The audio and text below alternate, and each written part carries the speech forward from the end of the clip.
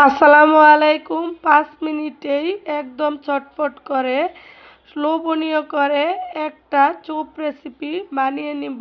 আজকে আপনাদের সাথেও শেয়ার করব। তো চলুন কথা না বাড়িয়ে সবাই ফুল রেসিপি জুড়ে আমার সাথেই থাকবেন। তো চলে আসলাম, আমি চুপের সাথে একটু রুটি বানাবো।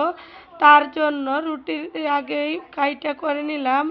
এখানে চুলাতে একটা প্যান বসিয়ে দিচ্ছি, প্যানের সাথে দিয়ে দিচ্ছি তেল পেঁয়াজ দিয়ে এখানে আমি তেলটা লাল করে ভেজে নিব। তার সাথে পরিমাণ মতো পানি দিয়ে দিব। আর ডিমটাকে আমি একটু ফাটিয়ে নিব। ফাটিয়ে নিয়ে আমি এটাকে সাইডে রেখে দিব। তার আগে আমি চুপটা একটু পানির সাথে মিশিয়ে নেড়েচেড়ে নিব। তো চুপটা একদম ওই ৫ মিনিটে আপনি করে নিতে পারবেন। যে কোনো রুগী বা বাচ্চা বা নিজেও বিকেলের নাস্তায় চটপট করে বানিয়ে খেয়ে নিতে পারবেন, অনেক সুস্বাদু হয়। আমি দিয়ে দিচ্ছি স্বাদ মতো একটু লবণ, আর তার সাথে ফেটানো ডিমটা দিয়ে দিচ্ছি।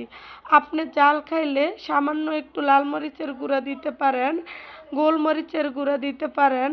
তো আমি তো রুগীর জন্য নিব, এই কারণে কোনো কিছু একটু অ্যাড করেছি কম মশলা। এভাবেই আমি সব কিছু দিয়ে একটু বানিয়ে নিচ্ছি।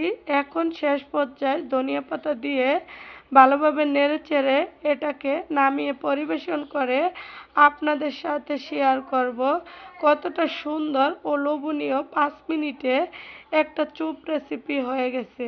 তো যেই কোনো সময় যেই কোনোভাবে যাকে মন চায় তাকে বানিয়ে দিতে পারবেন এবং নিজে ইচ্ছে করলেও বানিয়ে খেয়ে নিতে পারবেন। দেখেন একটা ডিমই কতটা সুন্দর হয়েছে। আল্লাহ হাফেজ।